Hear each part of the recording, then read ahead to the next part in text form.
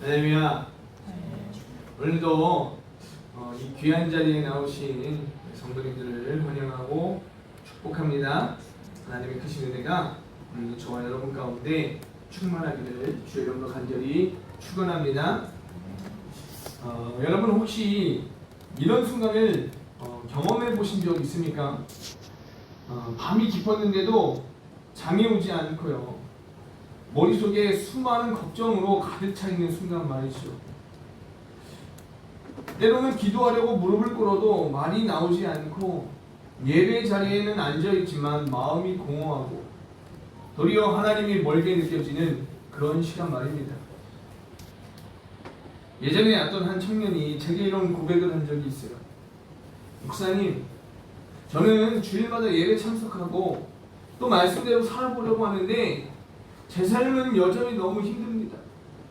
솔직히 말씀드리면 하나님께 기도드려도 답이 없는 것 같아요. 그러다 보니 전도는커녕 제 믿음 하나 지키기도 벅찹니다. 이렇게 고백하는 거죠. 그 청년의 얼굴은 지쳐 있었습니다. 예배를 드리지만 힘이 없고 기도를 하지만 무너져 있고 복음을 알고 있지만 담대하게 나눌 용기가 없었습니다. 여러분, 우리도 그럴 때 있지 않습니까? 우리가 삶을 살아가면서 억울한 일을 당했을 때나 때로는 가족 간에 어떤 풀리지 않는 갈등이 쌓였을 때, 그리고 원치 않는 질병으로 성청병력 같은 진단을 받았을 때, 우리는 욕처럼 마음 깊이 외칠 것입니다.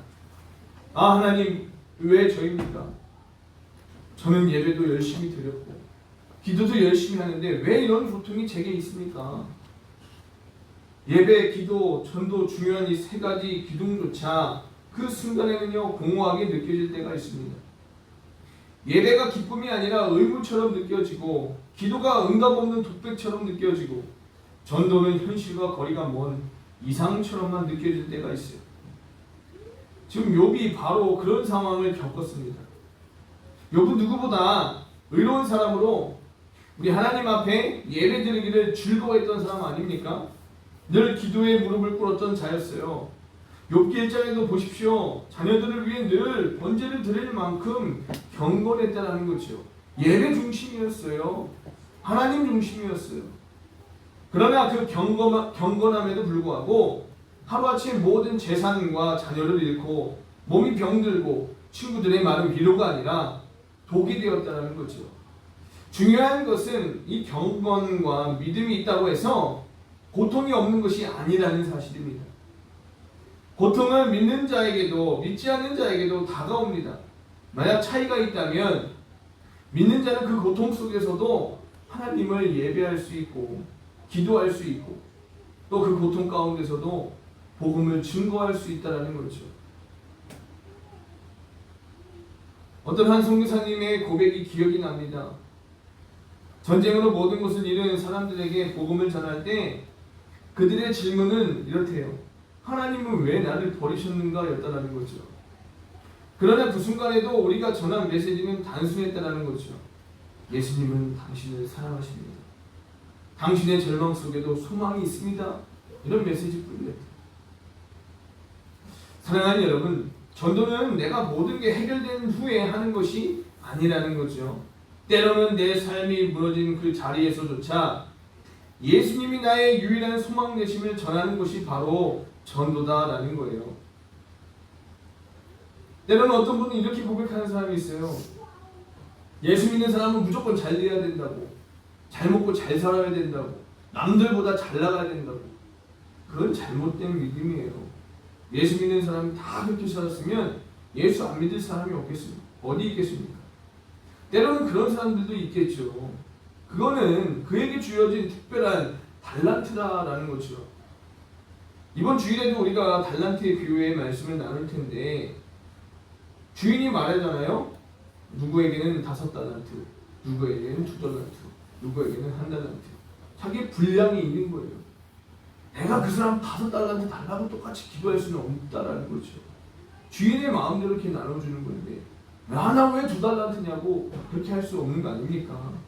그런데 중요한 것은 우리에게 주어진 것은 달란트의 양이 아니라 하나님 앞에 나아가는 충성하는 태도다라는 것을 잊지 마시기를 바랍니다. 오늘 이 자리에 혹시 욥처럼 무너진 마음으로 앉아 계시는 분 있습니까? 예배 자리에 나오긴 했지만 솔직히 아무 힘도 없고 기도하려고 하지만 눈물만 나는, 전도의 사명을 알고 있지만 현실이 너무 무거워서 입을 열 용기가 나지 않는 분도 계실지도 모르겠어요. 그렇다면 오늘 이 말씀은 바로 저와 여러분을 위한 말씀이죠. 하나님은 무너진 욥을 버리지 않으셨어요. 그리고 그 무너진 우리를 외면하지 않으셨다는 겁니다. 하나님은 우리의 예배를 받으시고 또한 우리의 기도를 들으시고 우리의 전도의 작은 헌신조차 귀히 사용하신다는 사실이에요. 욥기 6장의 말씀, 절망 속에 있는 이 한 사람의 신음이 기록된 장면이지만 동시에 하나님이 어떻게 그 무너진 심령을 세워주시는지 보여주고 있다는 거죠. 오늘 우리는 이 말씀을 통해서 예배가 어떻게 무너진 우리를 세우는 힘인지, 기도가 어떻게 절망 속에 하나님께 붙잡히는 길인지, 전도가 어떻게 소망 없는 세상 속에서 우리와 다른 이들을 살리는 사명인지 함께 나누게 될 것입니다. 사랑하는 성도 여러분, 예배와 기도와 전도를 붙잡으십시오. 욥처럼 무너질 수는 있지만 그 자리에 하나님이 계신다는 사실을 또 잊지 마시기를 바랍니다. 하나님은 반드시 무너진 우리를 다시 세우신다는 거죠. 오늘 본문의 말씀을 우리가 살펴보면 첫째, 무너진 인간의 모습을 우리가 보게 되죠. 본문 2절 3절 말씀입니다. 나의 괴로움을 달아보며 나의 파멸을 절 위에 모두 놓을 수 있다면 바다의 모래보다도 무거울 것이라 라고 지금 욥이 고백해요. 지금 이 욥이 자신이 그 고통을 바닷가의 모래보다 무겁다라고 표현하고 있어요. 이 말은 단순히 힘들다 정도가 아니겠죠. 그는 감당할 수 없는 짐, 도저히 셀 수 없을 정도로 그런 엄청난 무게로 자신의 그 고통을 묘사하고 있는 거예요. 게다가 욥은요, 이 고통을 단순히 불행이 아니라 전능자의 화살이라고 표현하고 있습니다. 즉 그는 자신이 당한 고난을 하나님께서 쏘신 화살처럼 느낀다라는 거죠. 여기서 우리는 중요한 신앙의 질문을 마주합니다. 왜 하나님은 의로운 자에게도 이 고통을 허락하시는가라는 거죠. 예배드리고 기도하는데 왜 이런 일이 일어나는가라는 겁니다. 이 질문은 오늘날 우리에게도 동일하게 던져지는 질문이죠. 혹시 여러분 이런 적 있으십니까? 누군가 이제 다이어트 하려고 마음을 먹었어요. 야, 나 이제부터 몇 시부터 안 먹을 거야. 야식은 절대 안 먹을 거야. 그게 결단합니다. 그런데 꼭 그날 약속이 생겨요. 아니면 누군가 치킨을 시켜놓고 평소에 사주지도 않는 치킨을 시켜놓고 야, 치킨 먹어라 이렇게 하는 날도 있어요. 참 신기하지 않습니까? 세상 사람들은 그래요. 이렇게 고백해요. 꼭 술, 담배 끊는다고 결단하면 괜히 술 약속 잡히고 담배 필 일만 생긴다고. 신기한 일 아닙니까? 그 순간 그 치킨은 하나님이 쏘시는 화살처럼 느껴져요. 욥의 고통이 농담거리일 수는 없지만 우리가 삶에서 느끼는 참을 수 없는 무게는 크든 작든 비슷하다는 거죠. 어떤 사람은 직장에서의 압박이 그 무게일 수 있고요. 어떤 사람은 가정에서의 갈등, 어떤 사람은 건강의 문제, 또 어떤 사람은 삶의 공허함이 그 무게일 수 있습니다. 한 성도가 있었습니다. 그는 주일마다 정말로 빠지지 않고 하나님 앞에 그렇게 예배의 자리를 사수했던 성도예요. 기도회에도 성실하게 참여합니다. 그런데 어느 날 직장에서 억울한 누명을 쓰고 큰 어려움을 겪게 된 거예요. 그가 이렇게 말했어요. 목사님, 저는 예배도 드리고 기도도 열심히 했는데 정말 하나님 뜻대로 열심히 살려고 하는데 왜 이런 일이 제게 생기는 것입니까? 하나님은 왜 제 기도를 듣지 않는 것 같죠? 여러분, 이게 바로 욥의 마음 아닙니까? 예배와 기도 가운데 살아가도 때로는 그 고통의 무게가 너무 커서 하나님조차 원망스럽게 느껴질 때가 있다는 거죠. 어느 가정에도 마찬가지예요. 젊은 부부가 정말로 불의의 사고로 아이를 잃었어요. 예배 자리에 앉아 있었지만 도저히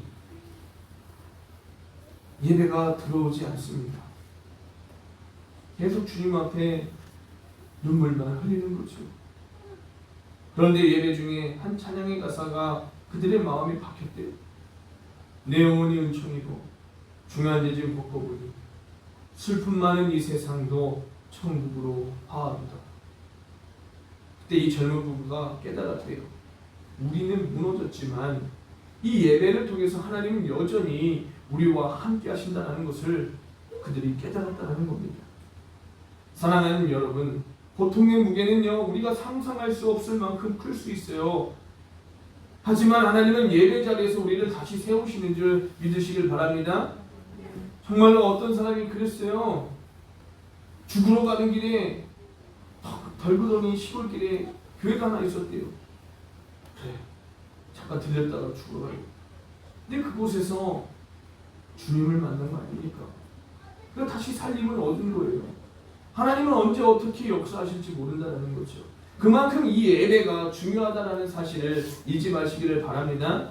욥은 무너졌지만 그는 여전히 하나님 앞에 서 있습니다. 비록 원망하고 탄식했지만 그 자리 자체가 기도의 자리였고 하나님을 향한 예배였다라는 거예요.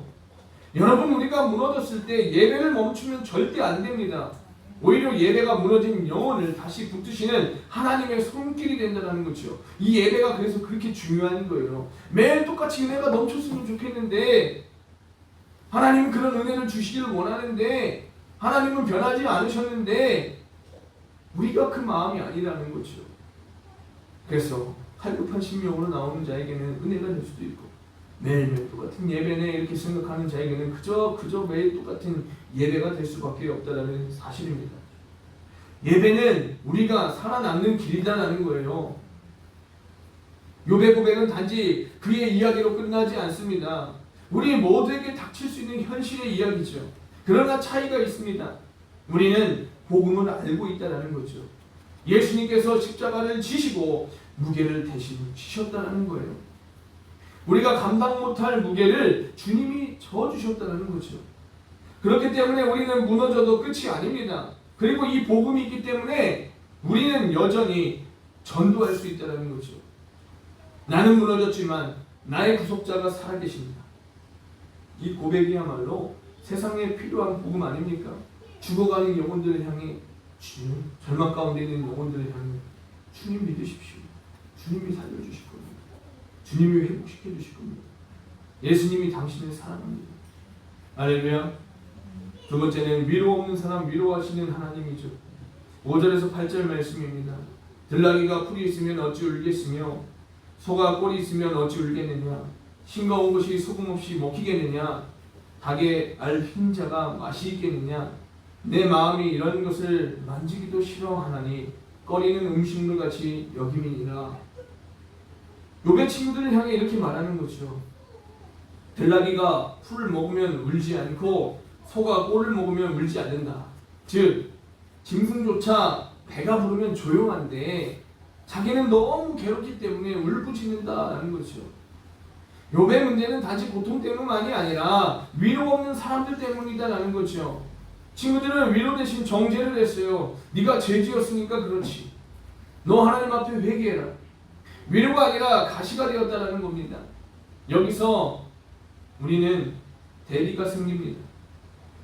사람의 말은 때로 상처가 되지만 하나님의 말씀은 상한 심령을 치유한다는 사실이죠. 여러분, 이런 경험 있으세요? 마음이 힘들어서 친구한테 이렇게 얘기하는 거예요. 마음 많은 사람이나 누군가를 찾잖아요. 전화를 하는 거죠. 야, 나 이런 일이 있었어. 아, 나 너무 속상해. 아, 나 너무 힘들어. 와, 이렇게 털어놨는데 상대방에서 이렇게 대답하는 거예요. 야, 너 그거 네 잘못이야. 응?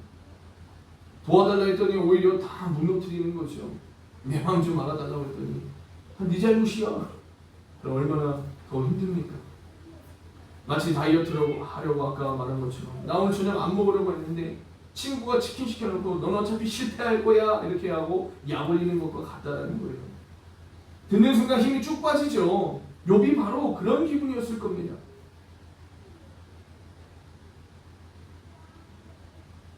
어떤 자매가 있었어요. 남편을 잃고 홀로 아이들을 키우느라 너무 힘들었어요. 교회에 나왔지만 사람들의 말은 위로가 되지 않았습니다. 그런데 어느 주일 예배 시간에 드려진 한 찬양이 그녀의 마음을 무너뜨렸다는 거죠. 눈물 골짝 지나갈 때 머자나 열매 맺히고 웃음소리 넘쳐나리라. 오늘 불었던 찬양이에요. 그 순간 이 자매가 깨달았다는 거죠. 사람의 위로는 사라지지만 주님의 임재는 영원히 내 곁에 있구나라는 것입니다.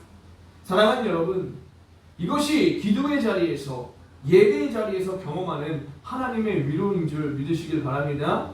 세상 가운데서 위로받으려고 하지 마시고 세상 가운데서도 위안 삼으려고 하지 마시고 하나님 앞에 이 예배의 자리, 기도의 자리에 나오셔서 충만히 임하는 위로와 기쁨을 맛보는 저와 여러분들 되기를 주의 이름으로 간절히 소망합니다. 그래서 욥의 친구들의 위로는 전혀 도움이 되지 않았어요. 그러나 그는 여전히 하나님께 외쳤어요. 사람에게 위로를 구하지만 정말로 진정한 위로는 하나님께로부터만 올 수 있다는 그 사실을 깨달았다는 거죠. 사랑하는 성도 여러분, 사람의 말은 우리를 세우지 못합니다. 우리를 세우는 것은 기도 가운데 임하시는 하나님의 음성이에요. 기도할 때 성령께서 탄식하며 우리와 함께 기도하신다는 거죠. 말할 수 없는 탄식으로 나를 위해 기도하시는 거예요. 그러므로 기도를 멈추지 마십시오. 무너진 심령이 다시 살아나는 길은 오직 기도밖에 없다는 것을 잊지 마시기를 바랍니다. 그리고 끝으로 끝까지 붙잡아야 할 것은 바로 복음이다라는 거죠. 8절에서 13절 말씀 보시죠. 나를 멸하시기를 기뻐하사 하나님이 그의 손을 들어 나를 끊어버리실 것이다. 내가 무슨 기력이 있기에 기다리겠느냐? 내 마지막이 어떠하기에 그저 참겠느냐? 이렇게 요약하자면 이렇게 이야기합니다. 욥은 고통이 너무 커가지고 차라리 하나님께서 자신을 끊어버리시기를 원한다라고 고백하고 있어요. 그는 더 이상 소망이 없다라고 생각합니다. 내가 무슨 힘이 있기 때문에 기다리겠습니까? 내 힘이 도리겠습니까? 내 살이 노시겠습니까? 지금 이렇게 고백하는 거 아닙니까? 즉 인간의 힘으로는 버틸 수 없다라는 이야기예요. 욥은 자신의 끝을 고백합니다. 여기서 우리는 보게 되죠. 인간의 힘은 끝이 있어요. 그러나 하나님의 능력은 끝이 없다라는 사실을 잊지 마시기를 바랍니다.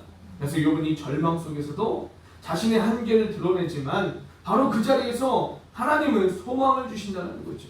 내 모습 내가 보면 절망 가운데 빠질 수밖에 없지만 정말 우리 예수 그리스도를 붙잡으면 그 가운데 우리 안에 소망이 생긴다는 거예요. 소망이 생겨난다는 거죠. 그게 바로 주님으로 인한 소망임을 믿으시길 바랍니다. 사람 계속 바라보십시오. 끝없는 절망 속에 빠져들 수밖에 없어요. 욥은 자신에게 힘이 없다라고 고백하잖아요. 그러나 그는 나중에 이렇게 고백합니다. 욥기 19장 25절의 말씀에 이렇게 고백하는 거죠. 내가 알기에는 나의 대속자가 살아계시니 마침내 그가 땅 위에 서실 것이다. 아멘. 바로 이 고백이 바로 복음이에요. 내 힘은 끝이 나도 예수님은 살아계신다는 거죠. 그리고 이 복음이 있기 때문에 우리는 전도할 수 있습니다. 사랑하는 성도 여러분, 전도는 내가 잘났기 때문에 하는 게 절대 아니에요. 오히려 나는 끝났지만 주님이 살아계시다라는 고백 때문에 하는 것입니다. 내가 경험한 그 소망을 전하는 것이 바로 전도다라는 거죠. 오늘 우리 말씀을 통해서 우리는 무너진 욥의 심령을 보았습니다. 그러나 그 무너진 자리에서 하나님은 다시 우리에게 소망을 주시는 줄 믿으시길 바랍니다. 예배는 하나님을 다시 바라보게 합니다. 기도는 절망 속에서 하나님께 붙잡히게 합니다. 그리고 전도는 나를 넘어 다른 영혼을 살리게 한다는 사실이에요. 사랑하는 성도 여러분, 오늘 욥의 고백처럼 우리도 무너질 수 있습니다. 그러나 하나님은 우리를 이 예배의 자리로 부르시고 기도의 자리에서 우리를 만나주시며 또한 그 소망 가운데 그 예수 그리스도를 증거할 수 있는 그러한 사명자로 다시 세워주신다는 거예요. 그러므로 흔들리지 마십시오. 하나님은 무너진 우리를 은혜로 세우십니다. 부족하지만 괜찮습니다. 주님의 은혜가 우리를 붙드실 줄 믿습니다. 우리가 이 믿음 가지고 오늘도 주님 앞에 나아가는 저와 여러분들이 되시기를 주님의 이름으로 간절히 축원합니다. 아멘.